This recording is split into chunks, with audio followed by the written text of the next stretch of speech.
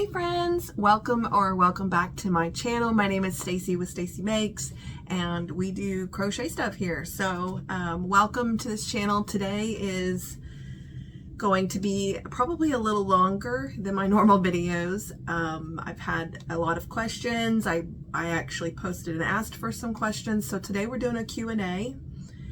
And then we're also going over what I made this week because we are in the middle of market prepping for fall markets. And then we're also going to go over one new pattern, really, I guess maybe even two new patterns if you'll count the test that I did, and then my own new pattern releases. So we will go over that today as well. So we're going to start with the Q&A, and that I know that that's not for everybody, especially if you're new here and haven't watched my other videos. You may totally not be interested, or you may be like me where you're just like a little bit nosy and you're like, I'd like to hear all about this person. So stick around for that if you want. If not, I'm going to try to put a timestamp on the screen for when it's over. So if you want to just get to the crochet stuff, you can do that too. No hard feelings. I get it. Either you're limited on time or you really don't care, you know, about whatever it is. So let's just jump right into the Q&A portion of this video. So I'm going to get cozy because one, I'll sit here and sway if I don't. And then there's a lot of questions.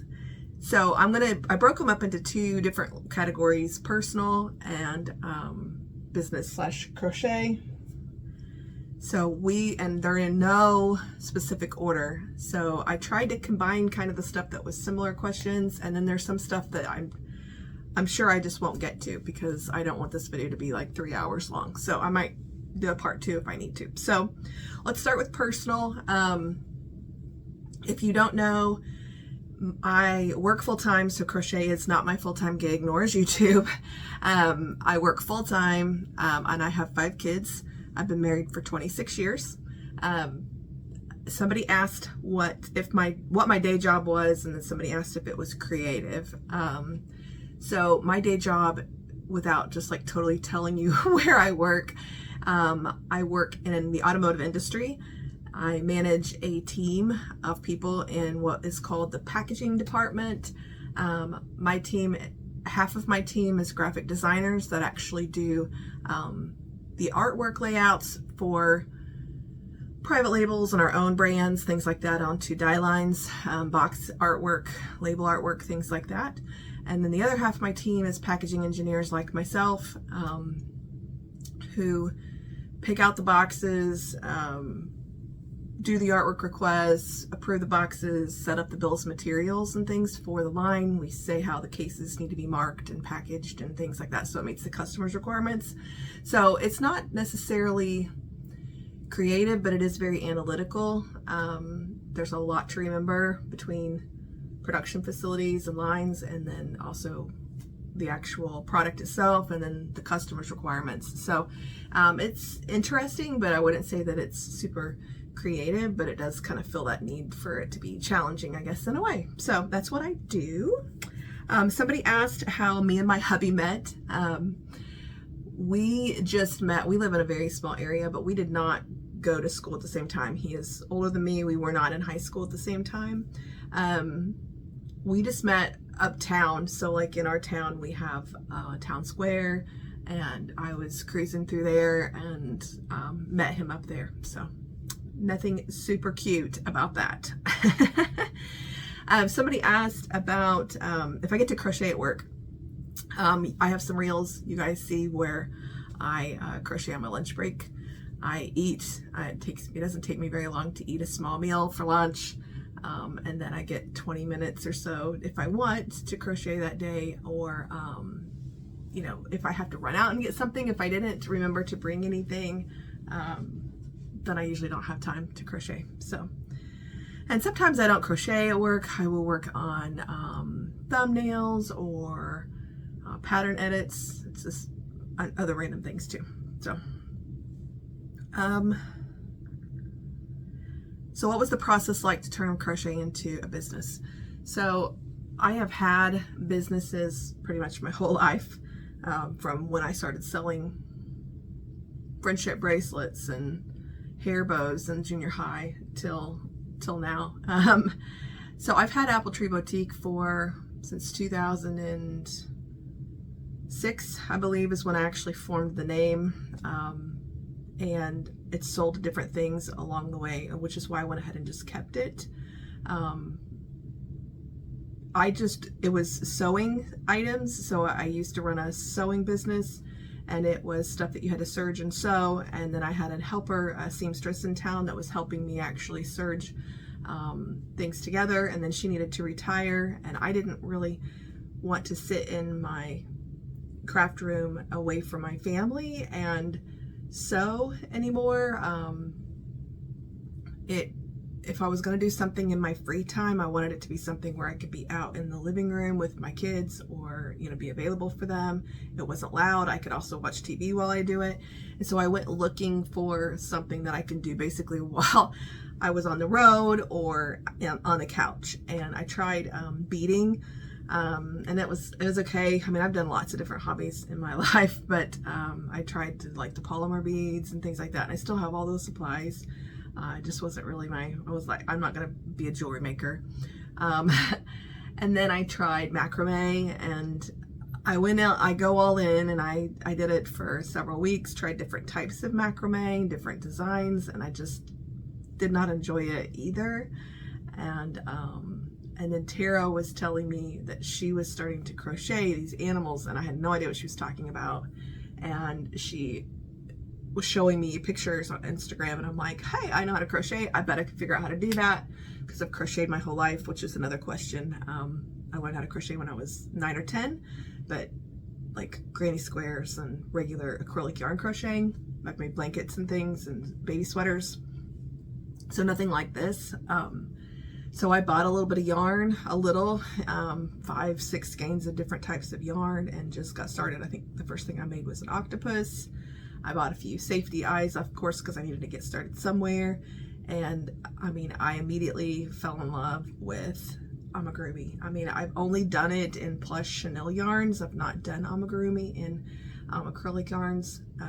But that's kind of how I'm like, this is what I want to do, you know, in my spare time now. Where do I sell the stuff? Where, you know, how do I sell it? Because I'm going to have so much of it that I mean, my son would love to have all of it, but you can only, I'm like, I want to just keep making, you know, all the time. Like this helps me, you know, relax, and I'm, you know, so there's an antique mall here that is local, and I asked about renting a space, and so I had to wait about 3 months for something to open there, and it was just like a little end cap. And so and then I thought, I'll just book a couple markets. And Tara was making stuff, and I'm like, let's just do them together, because we didn't have a ton, we both work full time. So I'm like, let's just do the markets together, and then we'll have inventory to take, and we'll have company, and it's some way to sell it. And so we started the booth in the antique mall together, and we do the markets together. So, and I've listed a few things, actual plushies online, but that's not, I don't have a lot of interest in selling plushies on my Etsy or opening up custom orders to make things that people want. So someone had asked too how there was somebody else who'd asked something that I basically just answered. Oh, if we sell anywhere else besides at markets, which is yes, at the antique mall, and that's it. So markets and the antique mall is pretty much it. Besides, like, my patterns are digital and they're on Etsy.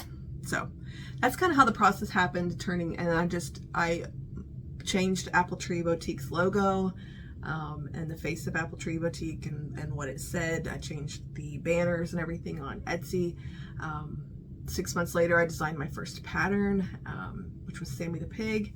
And then, so it just kind of went from there. So does it affect my family? Well, what happened was, someone asked if me starting a business kind of affects my family time.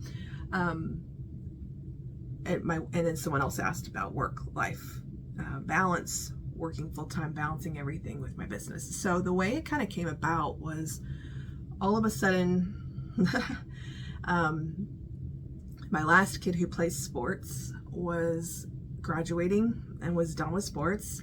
My younger two kids don't play any kind of sports or are heavily involved in any kind of activities that really need me to run them anywhere, take them anywhere. They have meetings, nothing like that. So I went from an extremely busy season in my life where we were running around to baseball games all the time. I was running kids to practices and things like that to 4 out of my 5 kids now drive. Nobody's playing any sports. No one's being ran to practices. I was going to work and coming home and they're really super independent kids. You know, they are either not here or they're in their rooms, you know, or, you know, they're doing their own things on their iPads. They're coming out and watching TV with us, but they're not like needing me to brush their teeth and get them ready for bed and clean their rooms and that kind of thing anymore. I mean, I don't need to check their homework. I don't need to read them. And so all of a sudden, all of my kids became super independent and I didn't have anything I needed to run anybody to hardly anymore. And so I had all of this free time and I was like, who am I? What am I doing with all this free time? And I can't just sit around. I mean, every once in a while I can, but so that's kind of how it came about. Someone asked if what my favorite TV shows and movies are. I watch a lot of Hallmark. I think it's corny. I love pointing out all the crazy things like people driving around in the wintertime that just happen to have their window rolled down. I think it's hilarious to see all of the summer trees in the background, but kind of like they've put snow on them. And I mean, anyway, they are stress-free and relaxing because there's not going to be any huge amounts of drama. Nobody's dying. You know, it's just, I don't have to pay super close attention to kind of know and keep up either. So I can kind of look up, look down and not miss anything super detailed. I also like a little bit of reality TV. I like it when it's over though, and I can go back and binge watch the whole thing at once. Like I watched The Ultimatum, I watched Love is Blind. I watched Bridgerton, but I haven't watched the next season yet because that is something that I don't know that I just want to watch out on the TV with all the kids around. So I'm waiting for the right time for that. But yeah, so that's some of my favorite things. I love rom-coms. I always have, and I love to have something on in the background when I am crocheting. I may not even be paying attention to it, so sometimes I just turn on a rom-com like while you were sleeping, or Just Like Heaven, or Failure to Launch. I mean, any kind of rom-com and that I've already watched before. You flip through the satellite and you're gonna find something probably, and I've seen it. So I'll just turn it on. I don't have to pay super close attention but it's a noise in the background. So okay, someone asked when I was a little girl what I thought my dream job was. When I was super little, I thought I wanted to be a teacher. Still part of me actually does love to teach. I did own an art studio with Tara and we did teach art classes for a couple years. I've got a lot of fulfillment and purpose out of that, and I really did enjoy that. I did look into going back to school to get my teaching degree. I did go back to school and get my associate's degree because I did not go to college right out of high school. I got married right out of high school and started working. So when I was little, I wanted to be a teacher. Junior high through high school, I was really obsessed with ocean and sea animals. I had all kinds of posters. I really thought I was going to be a marine biologist. And I even looked into colleges that taught marine biology. My dad lives in North Carolina, and I thought if I can live by him and then go on somewhere on the coast, you know, I needed to be by the ocean. But that didn't happen, obviously. And then I started my own company. I got into business. I had several jobs where I was, you know, in supply chain, customer service, those kinds of things. And I like those. They're analytical and they're challenging. I love to do spreadsheets. So it's just weird because I like spreadsheets, but I'm also a super creative person. But I started my own company, and that was probably my favorite. Really my dream job now is just to be my own boss and to do my own thing. And I got to do that for a long time. And I'm working my way back to that. Someone did ask if I ever thought I would, sorry, I keep looking down because my list is down here. But someone asked if I ever thought I would do crochet full time. If I'll ever do it full time or not. The way I'm planning my business right now is I've got 3 to 5, 6 years or so, well, I've got longer than that. I've got 4 to 8 years, somewhere in there. I have 4 to 8 years-ish before all my kids are out of high school, independent, and most of them are probably living on their own. Also in that 4 to 8 years, I will have less expenses, I'll have less debt, I'll have less need to have a job that makes a ton of money, although it is nice, you know, to have a steady full-time income. And then really the dream is just to possibly get a job that maybe it's full-time, maybe it's part-time, but that is more creative, that feels more fulfilling, has more of a purpose to it, maybe that actually interacts with people more often. I do miss that. And then my crochet can become more of a part-time job with my other part-time job. I'm setting it up that way right now. That's, you know, why I'm diversifying what I'm doing. You know, I'm selling at markets, but I'm also designing crochet patterns, which is, you know, kind of a passive income, and I'm doing YouTube, which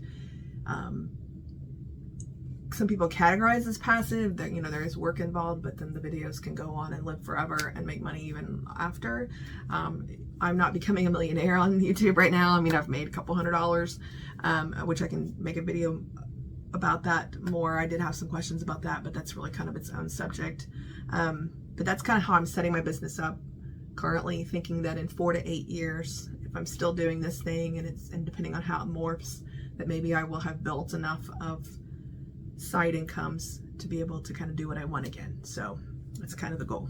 Okay, I think that is, oh, someone asked what my other hobbies were. I don't really, I play Animal Crossing. Like when my hands need a break, I have a Switch and Animal Crossing New Horizons. I got that game 2 years ago. I actually have 2 Switches, if I'm going to be really honest with you. And now that I crochet so much, I barely keep up on one Switch, so one's just kind of sitting there.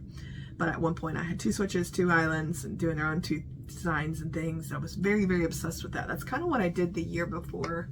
My kids were becoming more independent, but I still had sports and things going on with the kids. And so I did that almost like the year before I got into crocheting, because I was finally like, okay, I can't just keep playing Animal Crossing. Like, there's nothing coming out of this, right? I'm not feeling as much purpose and fulfillment, and I'm not getting, you know, the markets and the people interaction and that kind of stuff that I was wanting, nor am I making any money, which it's really not about the money for me so much as that's just kind of a byproduct at this point. So, okay, anyway, so Animal Crossing on the Switch. I know how to sew, but I don't very often. I wouldn't consider it a hobby. I don't really have any other hobbies right now. I get really extreme into something and then I just do that, so right now this is it. This is my hobby: yarn buying, pattern buying, and making plushies. Okay, let's get into the business and the crochet questions. One really big question that was asked several times, so I'll start there, is how do we handle sharing a booth, me and my daughter? So we both have our own business names, and we have our own table banners.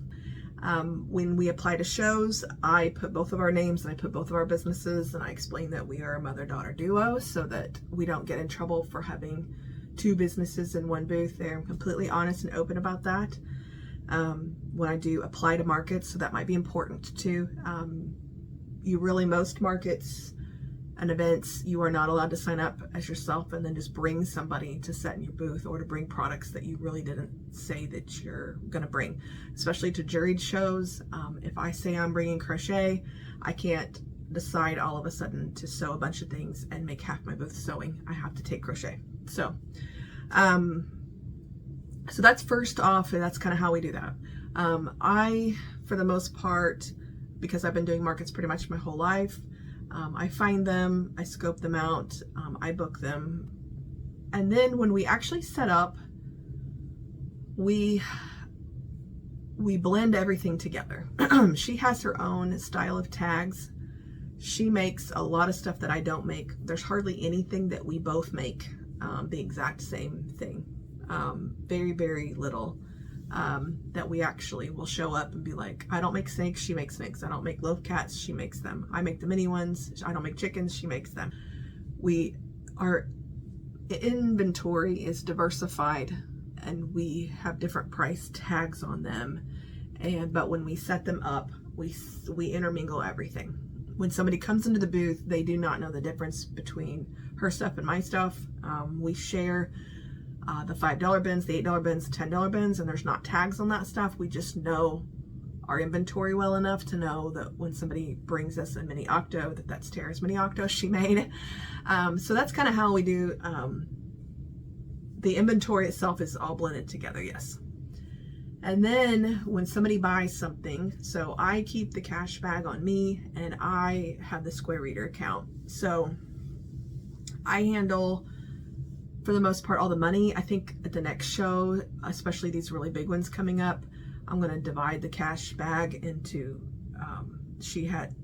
have her and I both have a cash bag, and that way when somebody is paying with cash, she can handle them, because sometimes she's got someone asking her a question and I'm handling somebody's card thing, you know, and so she's having to be like, hey, I need change, and so I'm trying to give her change while I'm also trying to help somebody with a credit card. So that can kind of get a little, because there's two of us, you know, I think they can just pay and hand, you know, either one of us can handle their transaction, and I would really like it to be that way. But credit cards all run through the same account, and then I keep all of the money together right now. I keep it in a pouch, like a fanny pack like thing. It's got an open folder or open space, and then there's a elastic folder, like, well, pocket, sorry, I don't know why I keep saying folder. There's an elastic pocket in the back, and what I do is I keep 1s and 5s in the open, so all the ones up front, 5s in the back, and in the pocket in the back I keep 10s in the front, 20s in the back. So if I need a 5, I know that it's in the back of the open area for change. If I need it 1s, they're always in the front. And then I put your 20 in the very, very back where the 20s go. And then I have, I keep a money envelope in the very, very back where I would throw 100 or a 50 if somebody gives me those, so that I don't get them mixed up with the other money and accidentally hand out 100 when I think I'm handing out a 20. So it's kind of how I divide my money. But so really it's one checkout area. And then what we both do is take, we'll have a notebook. She keeps track of her own and I keep track of my own. When we make a sale, we immediately write it down and how much it was. We kind of help each other remember this. Sometimes when it gets busy, if I'm checking somebody out and I've got 3 of her items and something else, and she's got someone asking her a question and checking out with a $5 item that might be mine, we'll kind of wait. You know, sometimes I'll lean over and I'll write down her stuff because she didn't even see it happen. I'll write it down on her paper and then write my thing down, and then she'll do the same if we're really, really busy. So we'll just be like, just a second, and we'll go write it down. I mean, take the 3 seconds, because otherwise, if there's several people in line waiting, it's happened when there's been a lot of people waiting. But I mean, it's not like it's the whole show. Most of the time, you know, you got one here, one there, maybe one person's waiting, and it's just a flow. You write it down, the next person comes, you write it down. But sometimes there's multiple people, and we're trying to do our best to get everybody in and out of the booth. So we each keep track of our own stuff on our own notebooks. So we have those crates that set up in front of us. Inside that crate is where we keep our notebooks, mine on my side, mine on her side.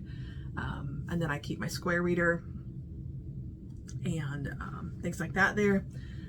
So that's kind of how we handle the money. And then what we do at the end, at the end of the show,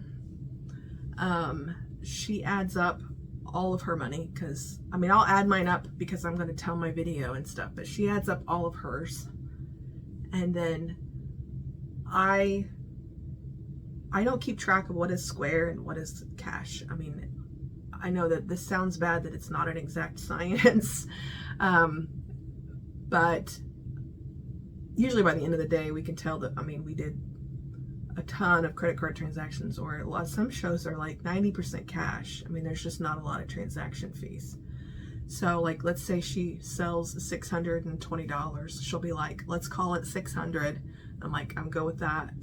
And for the fees, any fees or whatever. And then she's like, what was my half of the booth? And I'm like, the booth was 50. She's like, okay, take 25 off, and I'll pay her $575 in cash out of the cash wallet, usually if I have the whole thing in cash. which usually, I mean, I do for that big of a show, at least half of it's cash, and then all of the Square transactions get sent to my account because it's my Square.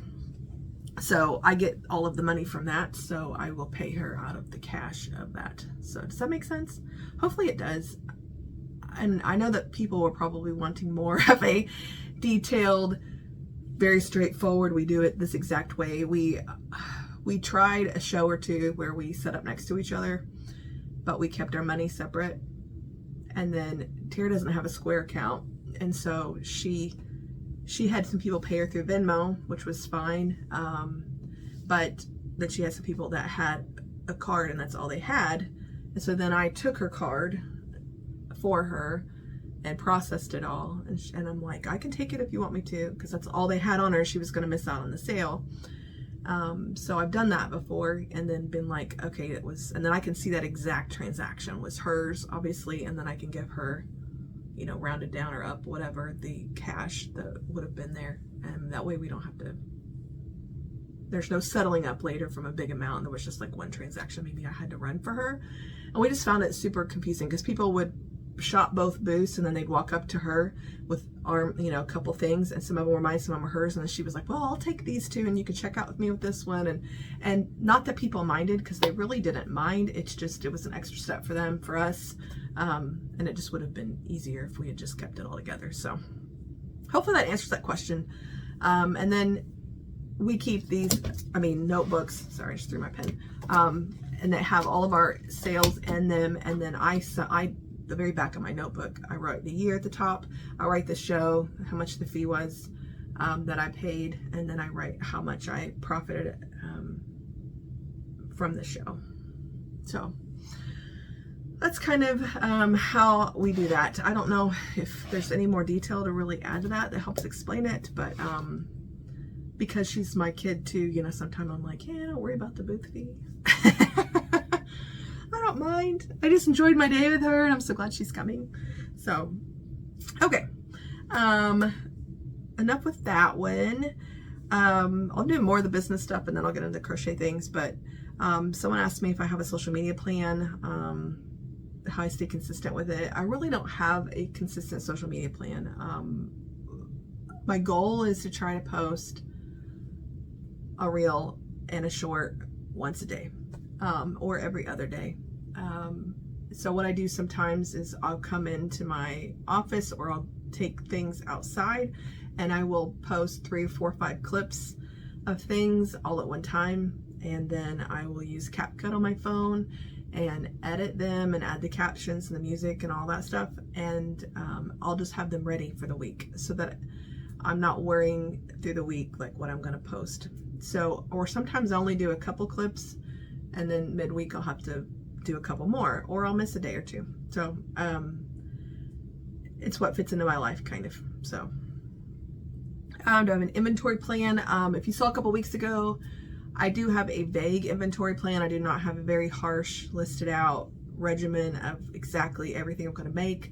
I like my inventory to be very eclectic and kind of be whatever I want to make. So that kind of makes it hard to make a very strict inventory plan, but I do like to have so much of every, like $5 items, $10 items, $12 items, and then I like so many in certain categories, be that sell well. So I do have that kind of a vague inventory plan, which we'll actually talk about whether or not I'm on track to hit those goals later in what I made this week. So someone asked if I would share a pattern / price sheet. I don't think that's a bad idea. I don't like maybe create a Google document or a form where I sheet, whatever, create a form, a sheet, some kind that's just all in one link of patterns, their designers, the prices I'm charging, how long it took me to make it. I mean, it wouldn't be hard. It would just be keeping it, remembering to go in and updating it. Not something I'll look into. How much time do I take editing and posting on YouTube versus getting to actually crochet? So I can go into more detail on this probably in my YouTube video. I don't have a super complicated YouTube setup, but I film on Sunday mornings. For the most part, I film on Sunday mornings. It takes me about an hour to an hour and a half to do all of the setup, filming, adding up on my inventory for the week, that kind of stuff.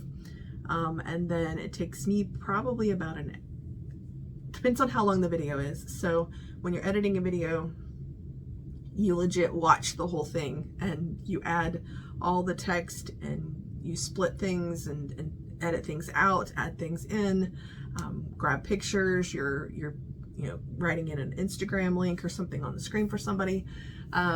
So if your video is half an hour, I would say that it takes about twice as long as the video for me. If it's a 45-minute video, it might take me an hour and a half. It depends also on the type of video. If I am doing something super casual, like my market blog, and I had a bunch of pieces to kind of fit together, and I was having to put timestamps and date stamps and that kind of thing on it, that seemed to take me longer, but to edit, but I didn't have to sit and film that morning. So it kind of like was a trade-off, because it was about the same, because I filmed all through the week. That all I really had to do was made sure that the very last day I filmed, I did an outro. The very first day I filmed, I did an intro. So I didn't actually have to film it all on Sunday.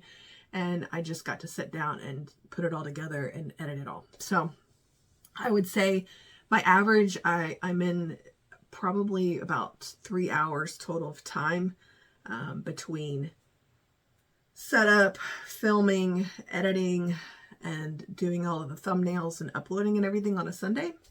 Outside of that, if I go live, there is no I'm crocheting and talking while I'm in live. There's no other, since I'm just doing one video a week, I'm hoping at some point that maybe I can get organized enough to do more than once a week, but we'll see. Okay. Hopefully that answered that question. Taxes. So someone asked if I file separately my business taxes with my personal taxes. So the way I do my taxes, and the way I've always done them up to this point, is I run my businesses as a sole proprietorship. I do not have an LLC. Except for when I had the business with my family, there was an LLC there because there was 4 stakeholders and members. There is fees to LLC. There is separate K1 form like that you have to have come out of an LLC saying that here is the total profit and or loss that you have to claim. Here is your portion of it as if I'm the 100% member like I would be on my own LLC, here's the income that you need to claim. And so then I have to file that. I think it's March 15th. It's a whole month before you have to file LLC business taxes. It might be the end of March. I'm not an accountant, but you do have to do that earlier. And then and then there's a fee for obviously doing all of the K1 filings and everything for the LLC. And then you have to add them to your personal and then use your form that says this is how much I made. And then you have to claim that as income. I think all in all, again, I'm not a tax expert. I think that as far as how much you pay for the taxes itself is the same. I think that's a flat rate pretty much for the income out of an LLC versus the income of doing a schedule. So, but what I do, there is some benefits to an LLC, like having separation. Like if you had a liability claim, someone filed a suit against you, it does help separate your personal liability and personal property from your business. So like if somebody came to me and they had a plushie and let's say their dog chewed it up and something happened to their dog and they got sick and had to have surgery, and they came back to me and they wanted to file a claim. Right now, that claim, they can file it against Apple Tree as a sole proprietorship. I'm the owner of that, and so then it's a personal claim. That means that all of my personal belongings and things are up for liquidation or whatever. My personal wealth or amount of money that I have has to be accounted for in that claim. If they file it against an LLC and you see that the LLC has $1,000 in the bank, but the LLC has its own insurance policy for a certain amount of coverage, it kind of keeps it contained to the LLC's assets and the LLC's money in the bank and their own separate policy. So that helps. There is definitely different coverage there as far as liability. That, to me, that's the great big thing about keeping them separate. And is something that if I did get bigger, I would definitely look into doing an LLC and paying the fees and then doing the extra tax forms. But as of right now, it's just such a small amount and it's such a side thing for me that I just, I have extra insurance, but I just hope and pray that nothing happens and I do it all together. So there's a schedule that I do, like I turn in all of my income expenses to my accountant on a separate spreadsheet, and she takes that and figures out my profit or loss for the year, and then she does a schedule for that that then goes into my personal taxes saying that I had a loss I can claim or I had an income or a profit I can claim. Okay, I'm already like 30 something minutes in here, guys, and I still have almost all the more crochet and business questions. So, and I still have to share everything I made this week. I was going to try to keep it to an hour, so we'll see. Some of these I may breeze through because they're simple questions and answers, so maybe this will be quicker. So, well, some of these are I've already answered. So, okay, favorite or least favorite things to make. I go through stages of having favorites.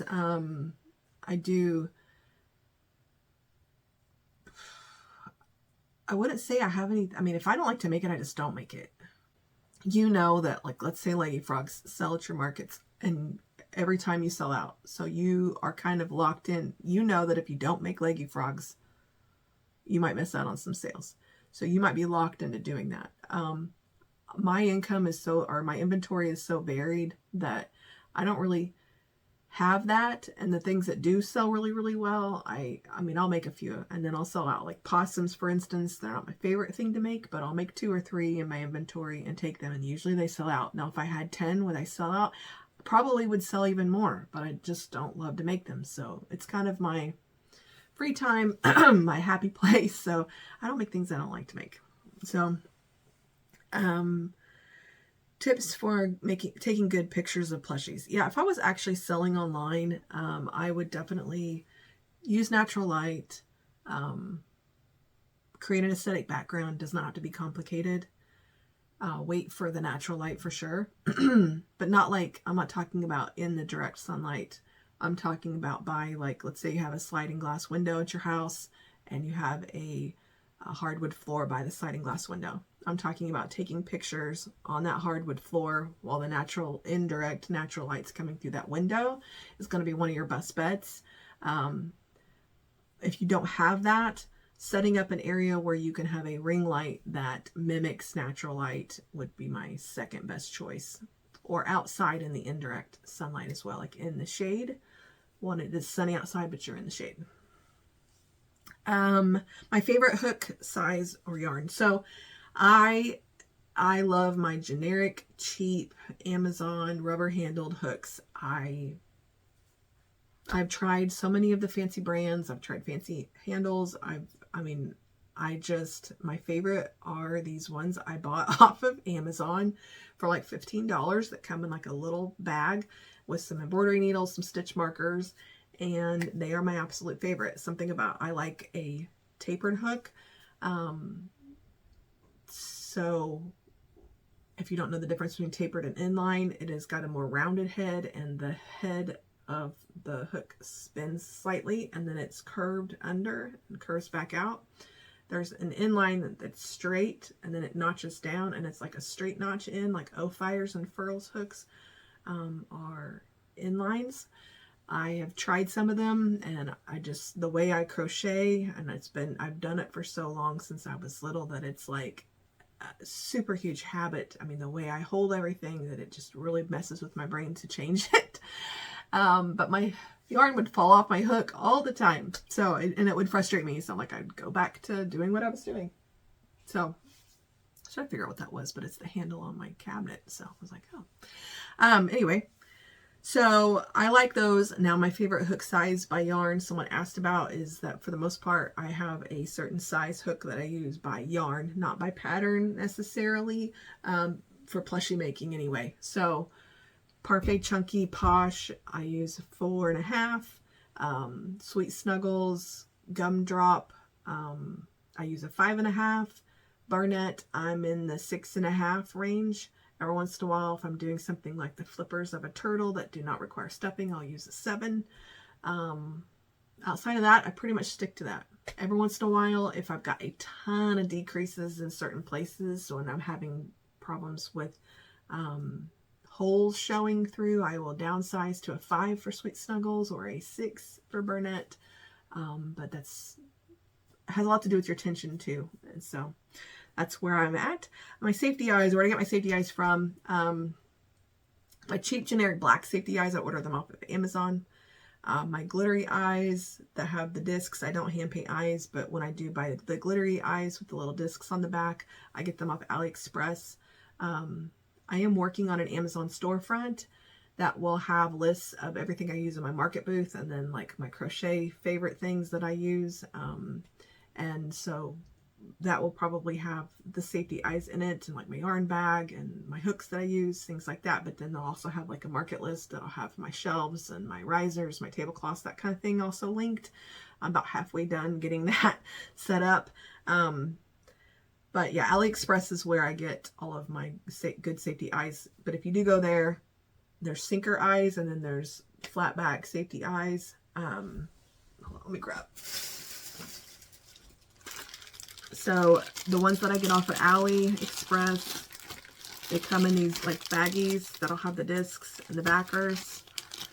These are my favorite. These are the 23mm eyes. They come with like a little plastic sticker over the front, but they're fairly flat. I don't know if you can see them. They're fairly flat. But the backing looks like this. I don't buy sinker eyes. I have some and I like them for certain occasions, but my backs look like this. So these are not sinker backs. So I look for that when I go to buy them. There's a certain like seller on AliExpress that I get those from that has those types of backs. And then if I win a size that they don't have, I'll have to just look through the pictures, make sure I can see the backs and that they're not sinker eye backs, because I'm not a huge fan of sinker eyes. Several people asked about the granny square bag tutorial. It's on my list. It won't be today, obviously, because it'll take me longer than this Q&A, but it's on my list. Someone asked pattern or yarn first. I'm a yarn first, do I buy a pattern with certain yarn in mind, or do I buy yarn with a certain pattern in mind? I do neither for the most part. I don't buy yarn thinking, oh my, I would say yarn first, I guess. I can buy yarn thinking I need gray because I need to use it for, this raccoon that I need to make, whatever. But I don't usually buy a pattern thinking, oh, I have the perfect yarn for that. So I would say that I buy yarn and then I figure out what pattern I'm going to use it for later. How many whips do I have? One, really. I guess I have a lunch break, what I call my lunch break make. I have my yarn bag that goes to work with me, that I'm working on another project for me after my bag, which I haven't put the liner in yet. I have that, and outside of that, I don't keep whips. I have a huge problem with attention span. So if I make parts of stuff and then I decide to move on to something else, and then I move on to something else, I am likely to never come back and finish it. I know that, I know that bulk making sometimes can save you time. If I was doing this more full-time, I would probably be better at that. Making a whole bunch of, let's say duck bodies and then stuffing them all and doing all the eyes and all that stuff at one time. But I am I make it, I stuff it, I put eyes on it, I close it, I do the embroidery and everything. It is a finished plushie when I get done touching it. I don't put it down until it is done. Every once in a while, like if I'm working on something that's in jumbo yarn and my wrists are hurting, I might set it down for the next night and do some small things with smaller hooks and yarn for that night. finish those things. Like I'll make little stingrays or something. Still working on inventory, but my wrist just needed a break. And then the next night I will pick back up on the jumbo project. I just was taking a break from my wrists. I'll leave it out. It's in my yarn basket. It sits next to me on the couch. So, yep, I'm a no. For the most part, I don't have whips. So, okay, years crocheting. I think I answered that. Been crocheting since I was little. 8 or 9, but not like consistently all the time. It's not been like an obsessive habit that I've always had. So I've recently just picked it back up though a year ago in April, May, and started making plushies. So let's see, my favorite YouTubers. I like this question because I have so many YouTubers that I watch, and there are YouTubers that I watch that are just like, they're not for me, you know, and that's okay. I think that we all have our own vibe and style, and like, you know, things that we like. I like information in my videos. I like little sneak peeks into somebody's life and to kind of getting to know them. So I like it to be semi-personal yet informational, to get something out of it. I like to get tips out of it too. Hear people's opinions on things. So it's kind of, and I want it to be aesthetically and sound wise something that I can handle. So I'm going to try to list maybe 10 YouTubers. Okay. Now some of these are friends and I know them, and we talk, and some of them have no idea probably who I am. So let's get started. So let's start with the people that I know. Let's do Victoria from Comfort Loops, Robin from Sweet Bean, Alicia from Awestruck Crochet, Ashley from Going Crochetzy, Amanda from Made by Amanda Mao, Quinn from Cat Cake Crochet, Robin from Knotting Hook Crochet, Heather from Cottontail Crafts by Heather. I really hope I'm not forgetting one of my friends. Outside of those, I personally know, I watch Crochet by Jenna here and there. I watched Refined Vibes. I obviously watched my daughter Tara. I know her. I watch Passionate Kelsey, and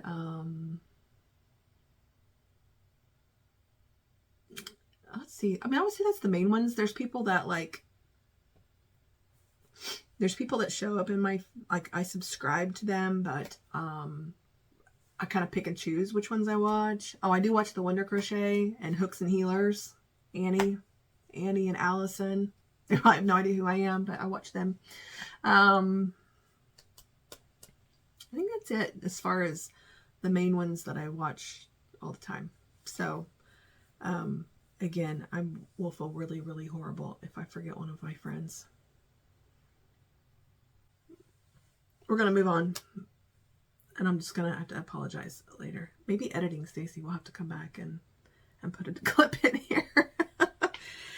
I should have wrote it down. It's just one of those things is you don't think you'll forget, but sometimes you do. Okay, I think that is all. Like tons and tons of questions. I think I got most of them that I wrote down to try to answer for you today. So let me move on to what I made this week. If you fast forwarded through all the Q&A and you are just now joining us, hi. That was a lot of talking. I should have brought a water in here is what I should have brought. Okay, let's talk about what I made this week.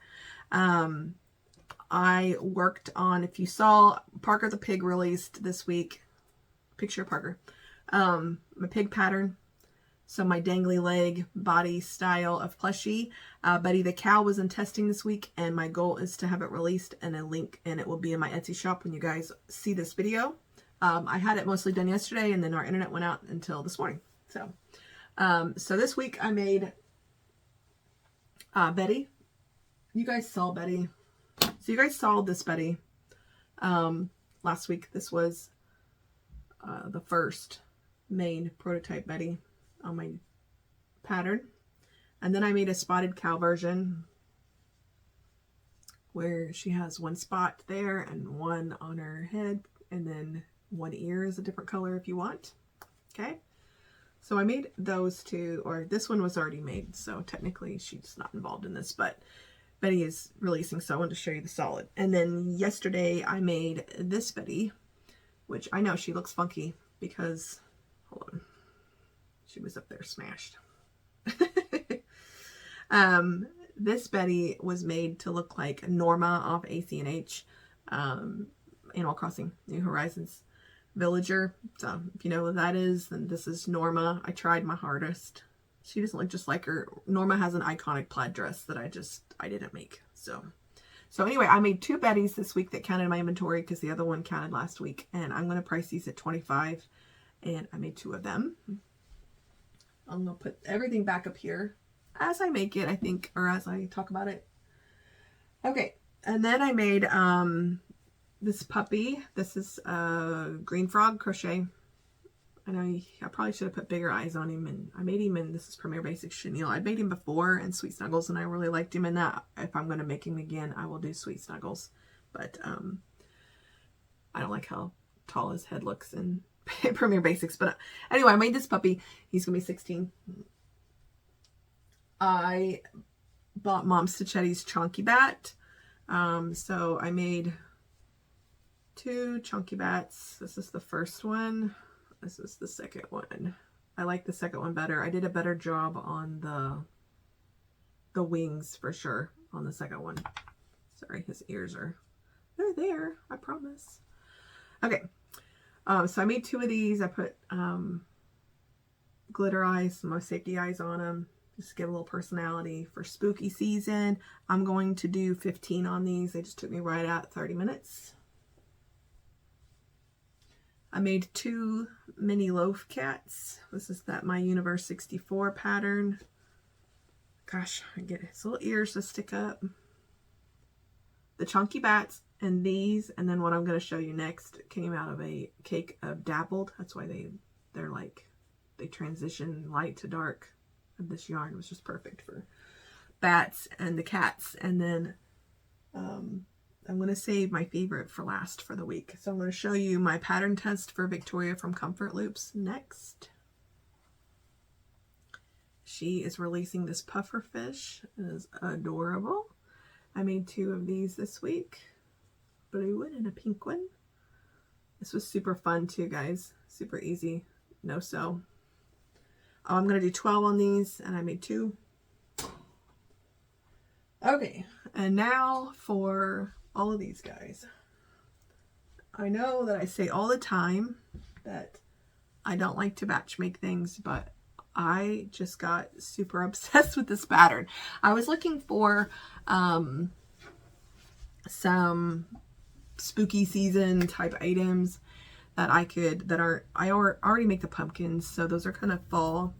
And then I wanted something that was just kind of Halloween-y, but not so much that, like the bats, you know, not so much that if I brought them to a non-Halloween thing, they would look completely out of place and wouldn't sell. And I found this adorable jumping spider pattern. So if you are afraid of spiders and don't like to talk about spiders, skip ahead about a minute and a half probably. And don't look. But really, they're just made out of yarn, so they're not going to hurt you. Anyway, adorable, adorable jumping spider pattern by Handmade by Nicole is how I'm assuming that you say it. Mine are made out of, the first 2 I made were made out of Premier Basics Chenille, and then all the other ones are made out of Burnett. So let me show them to you. These are the first 2 that I made. You can see I was still trying to figure out where I wanted to put the eyes at. Oh my gosh, I'm obsessed with these. I just think they're so adorable. Look, they just like fit in your hand. Literally takes me 20 minutes. They are not no-sew, guys. You do sew this bum onto the body. So they are not no-sew. So if you, but it's super easy to sew them on because you literally, you make the bum and then she shows you exactly where to line it up between these legs, and you just line it up in there and just center it between these certain rows, and you just, I mean, it's super quick, like 20 minutes still to make this whole thing. So those are the first two. And then I had some Burnett old cakes. This is old formula, but this is really, really dark gray. And then I went to Joann and Michael's on Friday, and I did a little bit of yarn haul, but I bought the black gray dabbled cake specifically for my spooky stuff because I thought it gives it some texture. Dabbled has a texture to it, like in the color, and it wouldn't be flat black or gray or whatever. So I worked through the dabbled cake, so I'm getting better in my eye placement and the things. I love this yarn. This one turned out a little funky because when the dabble goes from light to dark, it's like almost a, you start on the bottom, obviously. It's almost like an immediate change. It's like, boom, it changed right there where the thing was. So I didn't even change the color out for the thing. And then this one is the darkest one I've made so far. So I made 1, 2, 3, 4. I won't be able to hold all these. 5, 6, 7 jumping spiders. Okay, super cute. Takes me 20 minutes. I think for the size that they are, look how they set my hand. I think I can do 10. I probably could do 12, but literally I don't need to do more than 10. But I can just see them in the little basket with their little beady eyes sticking all up. And anyway, I just think they're cute as they can be for like a spider, you know? Okay, so that concludes what I made this week. It wasn't a ton. Again, I was working on a pattern release for Parker, and I was working on testing and doing my pattern write-up for Betty. So that took some of my time away this week. I made $210 worth of inventory, which isn't bad. My goal is $225 to $250. So 210's not horrible. I made 11 small things, so that's mostly the spiders and then the mini cats. And then I made 3 medium-sized things, which is $15 to $24 range, and then I made the 2 largest, which is the 2 Betty the Cows. So 16 total items this week that I made. So I think that's all I have this week, guys. I don't have anything else, I don't think. So that's all my Q&A. That's what I made. I mean, as far as a very casual pattern review, I highly recommend this pattern. It's very well written. If you're looking for something for spooky season, I'm obsessed with these. So I think they're gonna do really well. We'll see. I don't know that I'm gonna make any more. I have a little bit more of my dabbled cake left. I might be able to get 2 more out of it, and then I'll probably just stop until I do my first show to see if they even get any interest. It's like funny how sometimes you obsess over something and you make a ton of it thinking it's going to do really well, and it doesn't. And then like maybe you'll sell none, and then the next show you go to you sell out completely, and then the next show you go to, like you remake them all, and the next show you go to you sell 1. I mean, it just really varies by the audience, and you can never predict who is going to fall in love with what at your booth. I know I've like made a pattern before, and you take it and you sell 1, you know, or you only make 1, and then that day somebody asks about this or that, or do you have any more of these? And I'm like, nope, I only made 1 and I should have made 5, right? So it's just hard to guess what you think people are going to buy for sure. But hopefully the spiders are a hit. And I thought, well, while I had all the yarn out, I'm just gonna make all the spiders that I need for hopefully for the season. Probably try to end up at 10 and see how they do. And they're super quick to remake if I need to come fall. So that is my plan. So remember that Betty releases today. If you want to grab a copy of Betty, that means that Betty, Parker, and Gordon are my first 3 dangly leg characters are released now. And so I'm going to put a coupon code on the screen for you guys. It is if you buy 3 patterns, you'll get 15% off. So if you have been holding out or wanting to buy, and that's any of my patterns, that's not just my new ones. I have decided not to do bundles with them at this point, but I will offer the coupon code as I add more characters to the line. And then eventually when I have zoo animals, or I have farm animals, or I have animals that make sense to batch together, that maybe we'll do some bundles. So enjoy that coupon code. I'll put it up on the screen here for you guys and down in the description. So if you buy 3 patterns, you'll get 15% off. I know it's not a lot, but it's something. So I wanted to share a little something with you guys. So thank you guys for being here. I hope you have a great week. Leave a comment down below if you have more questions about anything, or comments about any of my Q&A, and or questions about any of the stuff that I made this week. I appreciate you being here. I'd love for you to tell me whether or not you think the spiders are creepy or cute. So leave that comment down below. Creepy or cute on the spiders? I think they're cute. So have a great week. I will talk to you guys next week. I'll probably do a live at some point this week, and I will see you there. Until then, happy crocheting, guys. We'll see ya.